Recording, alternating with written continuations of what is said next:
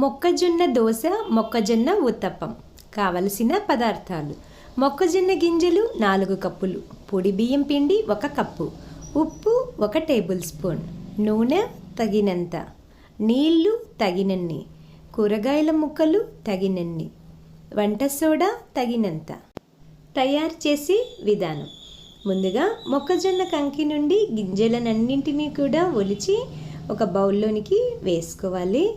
ఆ తర్వాత వాటిని శుభ్రంగా కడిగి ఒక ప్లేట్లోనికి తీసి పెట్టుకోవాలి. ఆ తర్వాత మిక్సీ జార్లో ఒలిచి పెట్టుకొని శుభ్రంగా కడిగిన మొక్కజొన్న గింజలు నీటిని వేసుకొని మెత్తటి పేస్ట్ లాగా చేసుకొని ఒక బౌల్లోనికి తీసి పెట్టుకోవాలి. అందులో బియ్యం పిండి వేసుకొని బాగా మిక్స్ చేసుకోవాలి. అలాగే తగినన్ని నీళ్లు కూడా వేసుకొని జారుడుగా కలుపుకోవాలి. అంత బాగా కలుపుకున్న తర్వాత తగినంత మెత్తని ఉప్పు, వంట సోడా, నీళ్లు వేసుకొని మరొకసారి అంతా బాగా మిక్స్ చేసుకోవాలి. చూడండి, ఈ విధంగా రావాలి.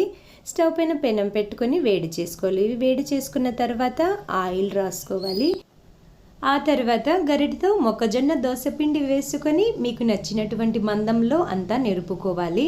పలుచుగా అయినా సరే, మందంగా అయినా సరే. మీకు క్రిస్పీగా కావాలంటే మూత పెట్టుకోకూడదు.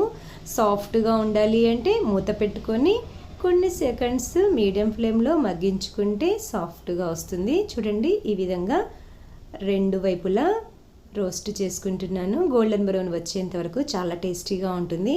ఊతప్పానికి మాత్రం ఈ పిండి వేసుకుంటే నెరుపుకోకూడదు. చూడండి, ఈ విధంగా వస్తుంది. ఆ తర్వాత సన్నగా కట్ చేసుకున్న పచ్చిమిర్చి ముక్కలు, సన్నగా తురుముకున్నటువంటి క్యారెట్, సన్నగా కట్ చేసుకున్నటువంటి ఉల్లిపాయ ముక్కలు, అలాగే కొత్తిమీర తరుగు వేసుకొని అంతా ఒకసారి లైట్గా ప్రెస్ చేసుకోవాలి అట్ల కాడతో.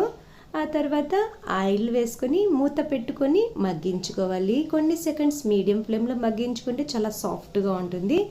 ఆ తర్వాత రివర్స్ చేసుకోవాలి.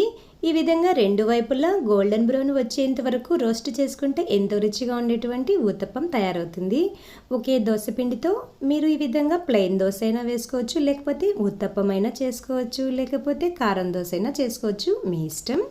ప్లెయిన్ దోశకు, ఊతప్పానికి నంచుకోవడానికి కొబ్బరి చట్నీ, ఆనియన్ చట్నీ ఇవన్నీ కూడా నా ఛానల్లో పెట్టాను. ఆ విధంగా తయారు చేసుకోండి. మీకు నచ్చితే లైక్ చేయండి, షేర్ చేయండి, సబ్స్క్రైబ్ చేసుకోండి.